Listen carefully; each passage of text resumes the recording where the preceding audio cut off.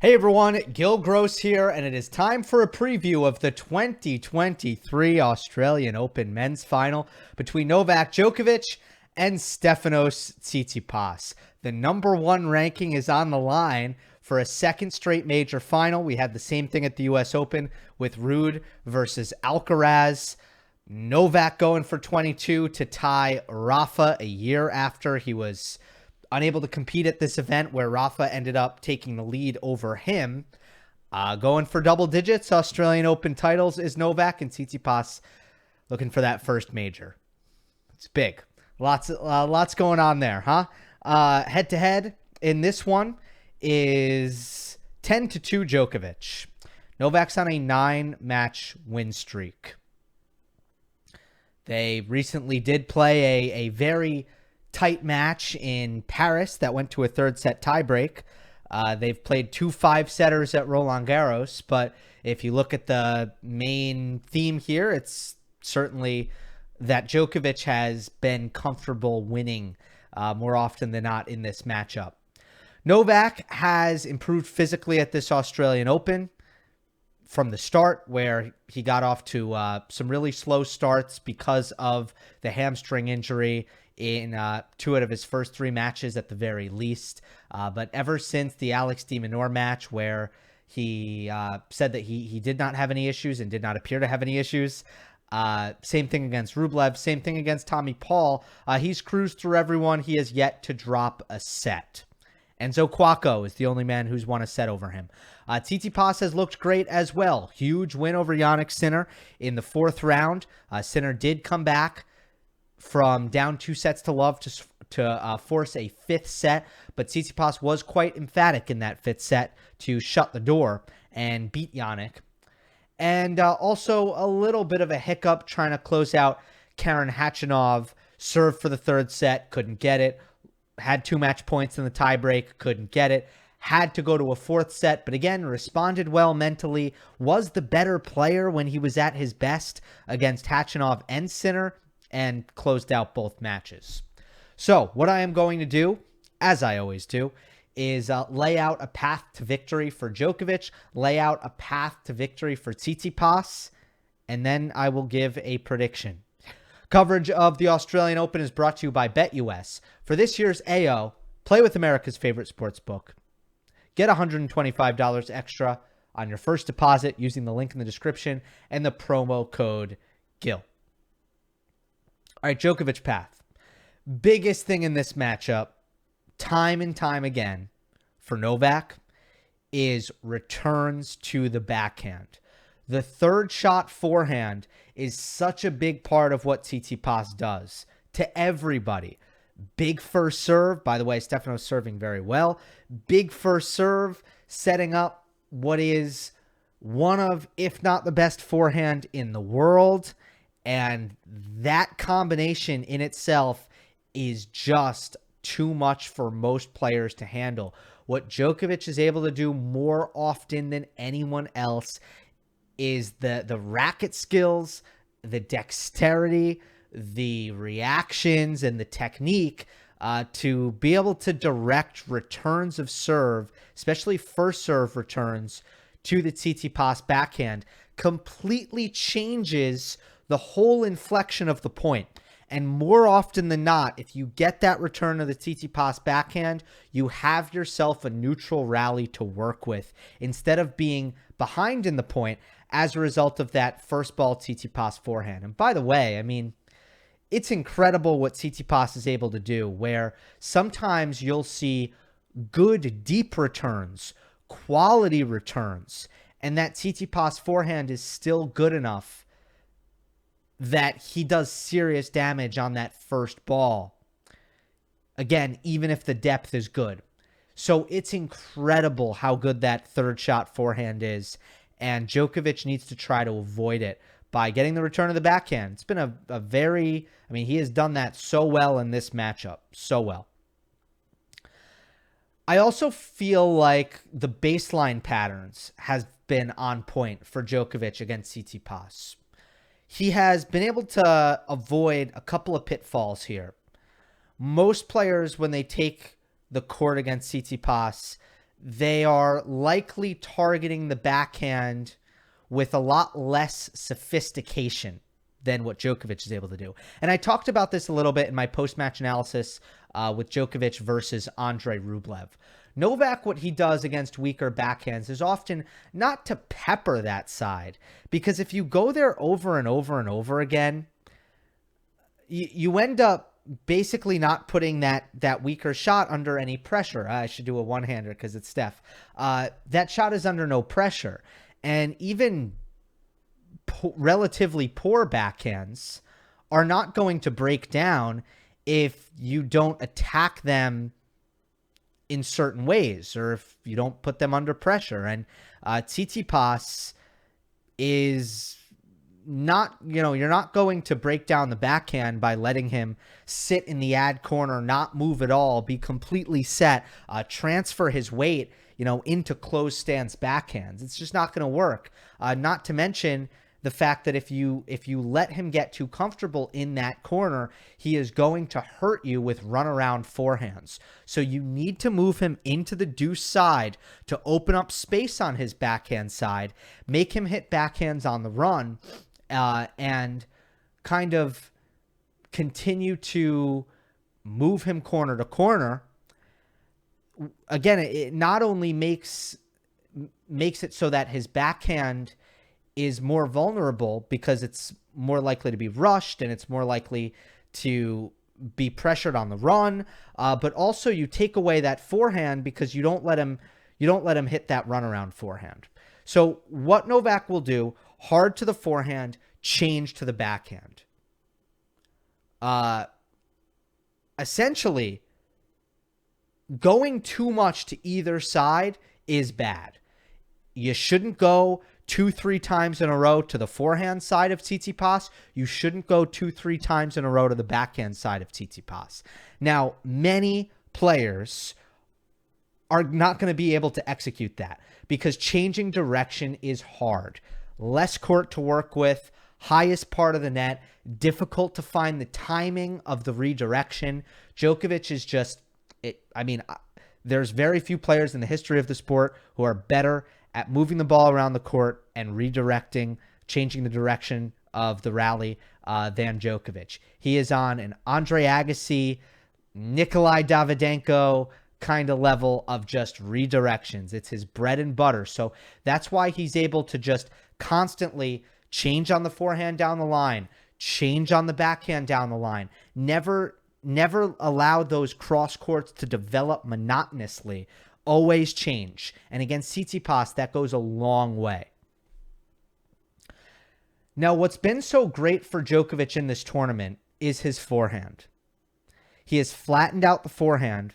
He has averaged, this was a great stat by ESPN before this semifinal match. And by the way, his average probably went down in this semifinal match because he was a little bit tight for a lot of it.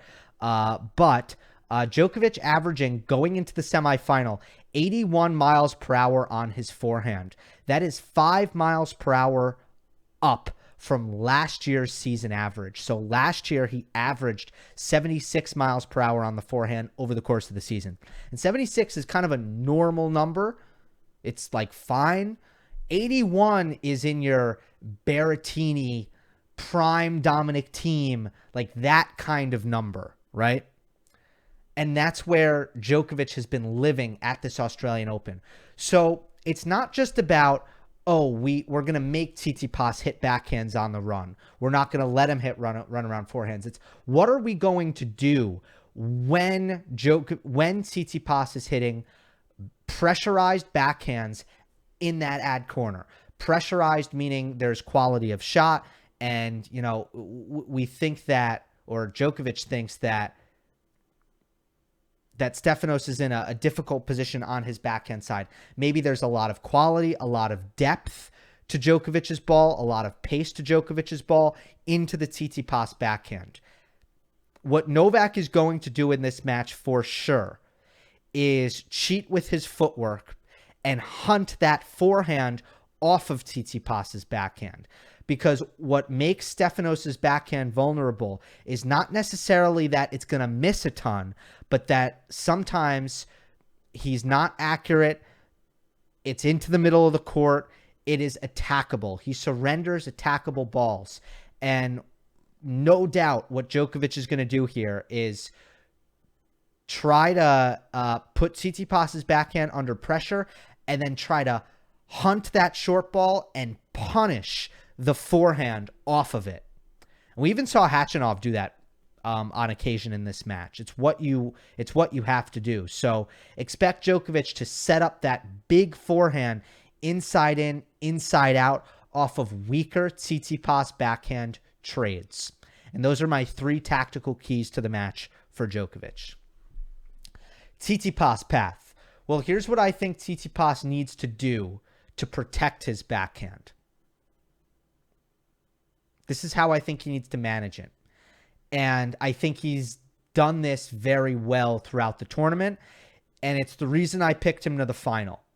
By the way, got it right. Let's go. First time I don't think I got a major final right last year, but I know I got the 2021 US Open correct, Djokovic Medvedev. So I think I got it right for the first time in 4 tries. The reason I picked Tsitsipas to the final is because in his matches leading up to the Australian Open, I loved the tactics and the discipline that he was playing with on the backhand. Essentially, what Tsitsipas needs to do is protect the backhand, which means don't miss and don't get attacked. Drag out the rally, don't miss, don't get attacked. That way, I live to fight another shot. You know that adage? Like, you need to live to fight another day. Tsitsipas needs to live to fight another shot. And hopefully, eventually, that shot is the forehand. Or Djokovic misses, right? The way he does that is to play with safety, height, and heavy topspin. And I know these courts are kind of low bouncing. But I actually was encouraged, definitely in the Khachanov match, by how much bounce Tsitsipas was getting off the court on his backhand. And I mean, even if it's nighttime, I think it's 12:30 start, so I think it's night. Even if it's somewhat cooler conditions, it's still worth it for Tsitsipas to get that extra safety, because that is going to be the backhand that misses less.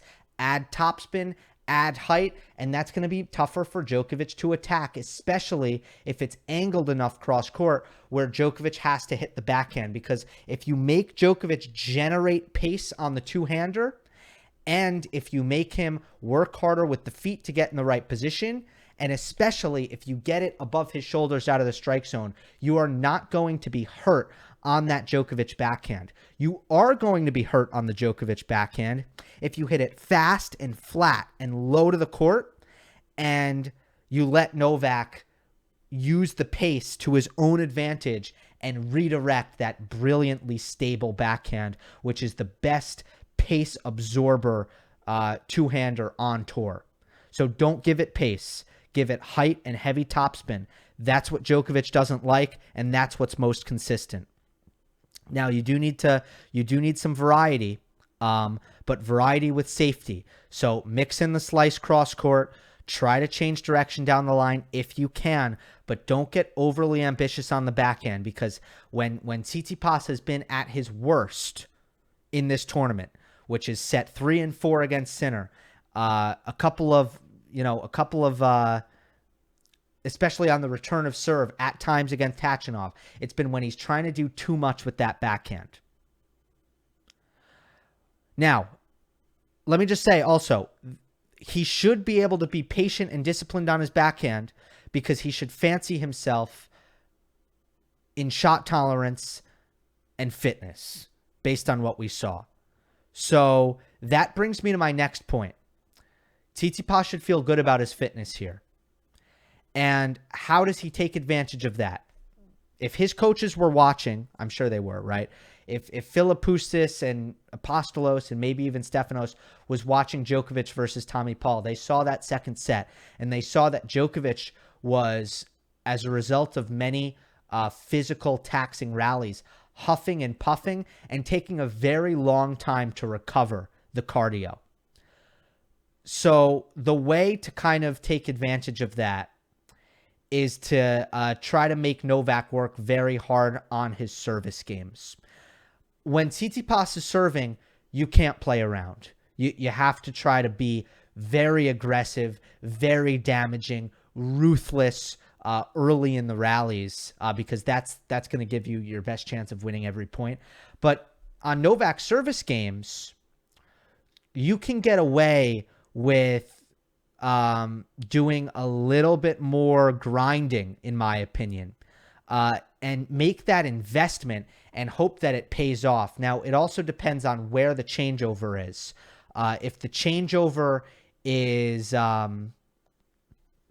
don't know. It's kind of interesting, right? Like if Djokovic is serving and then it's the changeover, you're likely not going to get that investment that you're looking for, because if Djokovic, gets a little bit tired in that second game, he's going to get to go to the sit down. But I do think something to look out for is if Djokovic is serving first, can Tsitsipas do some grinding and just to soften him up a little bit? That way, Stefanos' service games are a little bit easier. I think that's a factor. Now, the question is, has less practice time or altered training kind of taken a toll on Novak's endurance? Because that was the one weakness that he showed in that Tommy Paul match. Third thing, we've kind of talked about it already. For Tsitsipas, he needs to attack that +1 ball and come in behind his serve. Neutrality is the enemy on the Tsitsipas serve. When it comes to, when we talk about hitting backhands and when we talk about Djokovic changing direction and having that perfect baseline pattern, at the end of the day, even if Tsitsipas is doing the right thing on his backhand, backhands are trouble. And the way to avoid that is to avoid neutrality. It's to hit great first serves, hit great first forehands, and to come in right away. And of all the Tsitsipas things that I'm talking about here, that's the one I'm most confident on, because Tsitsipas has just done that really, really well. Now, I know that that's going to be there, but is that going to be there at all times? Is that going to be there under pressure, closing time, or will Tsitsipas's arm get tight when it really, really matters? That's going to be a key. And, I have a feeling that if Tsitsipas wins this match, he will have to do it by announcing his forehand as the best in the world. He needs to, if I close my eyes and I imagine a Tsitsipas victory in this match, I'm imagining a lights out forehand performance, absolutely lights out, to the point where that shot is now elevated to another level. And we're looking at that shot as one of the most overwhelming weapons in the sport, which it probably is already. But hey, guess what? You're not going to get to that reputation unless you win these kinds of matches with that weapon. That is how the Wawrinka one-hander got as legendary as it did, or the team forehand got as legendary as it did. You have to win big matches for that to happen like this. I do want to talk about the mental side before I wrap up. Look, I'm not worried about Tsitsipas's ability to play well in this match as a whole. I am certainly worried about his ability to close. I think we've seen enough here with the history, playing Djokovic, with the times where he's looked vulnerable in this tournament, that and the fact that he's not won his first major yet. I think all those things combine for a difficult proposition where I do have that concern with Tsitsipas. When it comes to Djokovic mentally, he did show his first nerves against Tommy Paul. He played, large portions of that match nervous, but the semifinal, I think, historically tends to be the more nervous round for Djokovic. And I, if I were to guess, I think that Novak gets himself in a very dangerous and confident mindset ahead of the final. At the end of the day, this is his court. If we were looking at a U.S. Open final, now Tsitsipas has been horrendous at the U.S. Open, but that aside, if we were looking at a U.S. Open final, it might be a different story. But this is Melbourne. This is Rod Laver Arena. We've seen it time and time again. It's the kind of match that Djokovic generally plays absolutely lights out from the very start and is lethal when it's time to close the door. All that said, I still think that at the end of the day, the Tsitsipas backhand is too big a hole on this court to be overcome in these conditions. You know, on clay, maybe the height of bounce stuff can help Tsitsipas a little bit more. The runarounds can be a little bit more frequent. But ultimately, I just feel like that's a little bit too much to overcome. Plus the mental edge for Djokovic and the way that, you know, the serve plus one dominance that he's shown to kind of match Tsitsipas in that area. Ultimately, I still see Novak coming through. I predicted Djokovic in straights before the tournament. I'm going to change that. Given the physical vulnerability we have seen from, likely just from as a result of the injury, coupled with Tsitsipas's form, which is really as good as I've seen it since clay court season of 2021. I'm going to give Tsitsipas a set here and say Djokovic in 4. Hope you enjoyed. Don't forget to subscribe. I'll see you next time.